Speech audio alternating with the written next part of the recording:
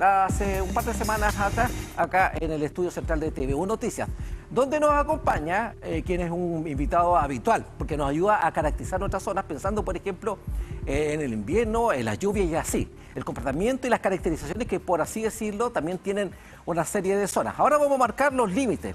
¿Cómo es la caracterización, por ejemplo, de cerros en la zona norte, en la zona sur, en la propia zona norte de acá, nuestra región del Biobío? Para ello nos acompaña el candidato doctor Francisco Castro, candidato doctor en Ciencias Geológicas de la Universidad de Concepción. Francisco, gracias por estar con nosotros. Hola, William, muchas gracias por la invitación. No, gracias a ti. Nos ha acompañado en varios trabajos aquí mismo, también en terreno. Hace poquito estuvimos hablando de los deslizamientos y remociones en masa en Tome. Ahora la discusión la quisimos abrir un poquito más, pensando precisamente en ladera y cerro. En la zona norte de nuestro país, o en la zona norte de la propia región del Biobío, ¿es lo mismo? ¿Tienen las mismas características con el extremo sur, o son situaciones o formaciones geológicas o geográficas muy distintas unas de la otra? Bueno, hay que tomar, si hablamos a nivel nacional, podríamos tomar en cuenta que primero, sí, hay un tema geológico que es diferente a lo largo de, hablar como del norte grande, pasar al norte chico, sí, claro. Nos saltamos hasta esta zona, la geología va a ser diferente. Pero también la evolución de cómo estas unidades geológicas en torno a las condiciones climáticas también ha sido afectada. Eso evidentemente genera un resultado diferente en los procesos. Ahora, conversando respecto a los materiales, la dinámica de remociones en masa, las dinámicas de laderas a lo largo de nuestro país es muy distinta, digamos, al extremo norte que a la zona central, centro-sur y ya, digamos, austral. Los procesos son distintos porque el clima es diferente. Quizás está en la retina de hablar del 2015, cuando tuvimos estos grandes aluviones. Es mucho más cargado, marzo, abril, no son estivales propiamente tal, pero son oscilaciones más asociadas al verano-otoño que propiamente tal en el invierno. Para el norte, ¿no? Podemos acordarnos del año 91 en Antofagasta, el 2015 en Chañaral y alrededor en Copiapó. Entonces, en esas fechas, claro, la dinámica es de mucha lluvia en eventos puntuales que drenan, digamos, muchos canales de estos drenajes hacia un valle principal donde no debiese habitar gente, pero eso en conjunto a los montos de agua, el desarrollo de la habitabilidad donde no corresponda, afecta mucho a las personas directamente. Hacia la zona centro-sur nos encontramos con un desarrollo propiamente real aquí en la zona, en la región del Biobío. Claro, a medida que avanzamos hacia el sur, aumentan las precipitaciones, lo mismo que aumentamos hacia el este, hacia la cordillera.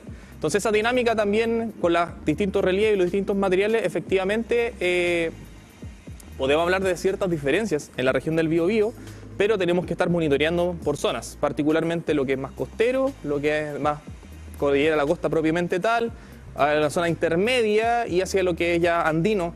Son contextos que hay que ir estudiando porque tanto el material como las condiciones climáticas.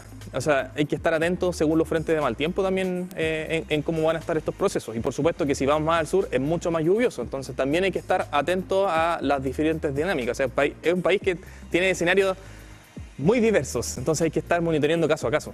Y por lo mismo, el comportamiento o las reacciones cuando se generan las precipitaciones. Por ejemplo, hemos visto zonas devastadas por los inviernos altiplánicos. Cuando interactúa la lluvia con este mismo cerro en la zona extrema y en la zona sur, ¿las dinámicas que se producen son muy distintas? ¿O en ese sentido, cuando se produce la reacción, lluvia versus suelo, es lo mismo?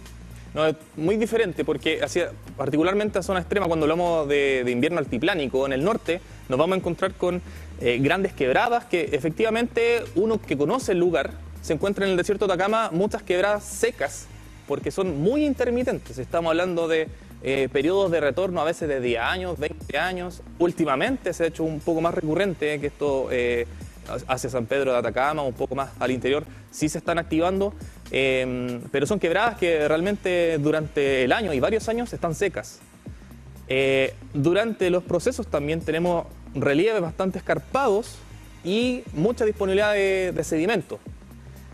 Lo que ocurre cuando tienen lluvias puntuales, se canalizan todas estas lluvias puntuales con este sedimento que está suelto, suelen ser fuertes, se concentran y se forman aluviones, estos flujos grandes, a diferencia en el sector sur, que efectivamente sí ocurren aluviones, pero por ejemplo en zonas como la costa del Biobío nos encontramos con dinámicas más asociadas a deslizamientos, porque tenemos montos de precipitación, que si bien son altos y suelen ser más altos que en el norte, son más continuos y el terreno está más adaptado a este tipo de dinámicas. Suele concentrar en algunos casos y forma flujos de detrito, flujos de barro, sí, pero más hacia el contexto andino, ya propiamente tal en los Andes, la cordillera andina, se empiezan a formar más flujos de detrito, de esas características. Pero hacia las zonas más urbanizadas, digamos, no ocurren estos fenómenos porque las características son distintas. Por decirlo de alguna forma, el norte está adaptado para unas condiciones y el sur para otras, totalmente distintas. Por lo mismo, a la hora de la estabilización de estos terrenos, el trabajo debe ser distinto, focalizado. Sí, suele pasar. Yo ocupo el ejemplo de Antofagasta, que es de donde soy oriundo. Las quebradas de Antofagasta están preparadas con piscinas de decantación. Y eso es porque la dinámica no quiere decir que las laderas no se puedan caer frente a un frente de mal tiempo, sino que las condiciones suelen concentrar las precipitaciones, se concentran en grandes quebradas, arrastra sedimento y puede generar el aluvión.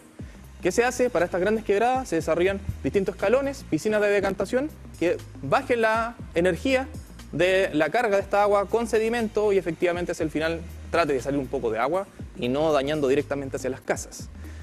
Nos encontramos, si lo aterrizamos digamos acá al centro-sur, nos encontramos con áreas como la quebrada Santo Domingo, población Santa Elisa, en Chiguayante, que hay unas piscinas de decantación bastante menores en comparación a cómo se dan en el norte. Podemos hablar del Cajón del Maipo también, donde hay algunas piscinas de decantación por la dinámica de que efectivamente vemos verano a verano, sobre todo en verano, donde están estos tremendos eventos de flujos de detrito afectando la zona. Pero aquí nosotros nos pasa normalmente en invierno. Ahora, nuestra dinámica no son normalmente, hacia la costa, no son normalmente flujos, no son flujos de detrito, no son aluviones, son más deslizamientos. Cuando hablamos de flujos de detrito, ¿a qué nos referimos? Cuando tenemos en la mente el concepto aluvión, ¿sí? No hablamos de que un cerro o una ladera se llega y se cae. Hablamos de un flujo, hablamos de una gran extensión, recibe precipitaciones, estas gotitas que llegan al terreno. Hay pequeñas líneas, como pequeños ríos intermitentes, por decirlo así, que están secos, otros periodos se activan. Estos empiezan a concentrarse y se empiezan a canalizar en una quebrada más importante. Esa quebrada más importante acarrea todo este material y lo lleva hacia cotas menores, donde la pendiente sea relativamente plana y puede afectar toda esa zona llana. Eso, por ejemplo, ocurre aquí en Chiguayante. Han ocurrido varios casos, más conocido el 2006, Cerro Manquimávida. 2005-2006 hubo episodios bastante graves, bastante significativos, sí. En Valle de la Piedra ocurrió el año pasado en un sector más puntual, sí, más privado, entonces la gente no lo conoce mucho en la zona, pero son áreas bastante proclives a esos fenómenos. ¿Qué experiencia sientes tú precisamente tocando esta temática? ¿Se pueden implementar zona por zona? Lo que se está haciendo acá en la región del Biobío, implementarlo en la región norte y viceversa. Sí, hay que sacar lecciones precisamente por las dinámicas. En el norte es súper importante por los flujos, estos aluviones, directamente como aluvión, el flujo de detrito, el flujo de barro que se canaliza mucho. Aquí nosotros tenemos que identificar cuáles son las quebradas en las que ocurren, pero nuestro fenómeno principal de remoción en masa no son los aluviones, no son los flujos de detrito. Cuando hablo de distintos términos es porque todo el concepto general es remociones en masa. Pero esto conlleva las caídas de roca, conocidas como los derrumbes. Nos encontramos también con los deslizamientos, que es propiamente tal. Tengo una ladera de un cerro y se caen, por decirlo en palabras muy simplistas, lonjas de cerro por las precipitaciones normalmente, puede ser también por terremotos, estas van cayendo. Pero cuando estas se van canalizando y pueden extenderse hasta kilómetros incluso, esos generamos estos flujos. Vamos a dar sentido conocido aquí en la zona. Vamos a la ruta de la madera y nos encontramos con algunas quebradas que se activan y sí, ahí nos encontramos con flujos, que es el concepto para aluvión. Pero muchas de estas laderas no son quebradas. Lo que se cae es directamente una parte del cerro. Se desprende y desliza y cae en el camino. Eso es un deslizamiento. Para evitar en este sentido, mira, qué bueno que pones el ejemplo de la ruta de la madera, porque conocimos una serie de experiencias científicas entre el aparato privado y público. Por ejemplo, Arauco hizo la ruta de la madera, de esta hidrosiembra. Ahora, mi consulta es, este tipo de hidrosiembra no se puede replicar en todas las zonas, por lo mismo, porque la caracterización es distinta, o bien sí, se puede replicar este concepto de hidrosiembra en laderas, en zonas como la Ruta de la Madera o en áreas similares en distintos puntos de la zona centro-sur. Para el centro-sur aparentemente funciona, pero hay que monitorear.